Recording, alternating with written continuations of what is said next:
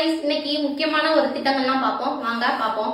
மாணவர்களுக்கான திட்டங்கள்னா தமிழக அரசு சார்பில் என்னென்ன கொண்டு வந்திருக்காங்கன்னு பார்ப்போம். அந்த வகையில ஃபர்ஸ்ட் பாருங்க, மனம் திட்டம் எப்ப கொண்டு வந்திருப்பாங்கன்னு பாத்தீங்கன்னா டிசம்பர் 22, 2022ல கொண்டுட்டு வந்திருப்பாங்க.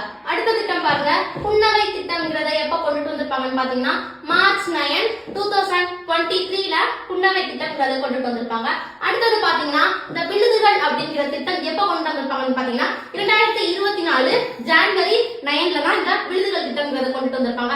அதுக்கடுத்து பாத்தீங்கன்னா மணற்கேணி திட்டம், இந்த திட்டம் எப்ப கொண்டு வந்திருப்பாங்க பாத்தீங்கன்னா ஜூலை 25, 2023ல தான் இந்த மணற்கேணி செயலிங்கிற ஒரு திட்டத்தை கொண்டு வந்திருப்பாங்க. அதுக்கடுத்து பாத்தீங்கன்னா தமிழ் புதல்வன் திட்டம் எப்ப கொண்டு வந்திருப்பாங்க பாத்தீங்கன்னா ஆகஸ்ட் 9, 2024ல கொண்டு வந்திருப்பாங்க.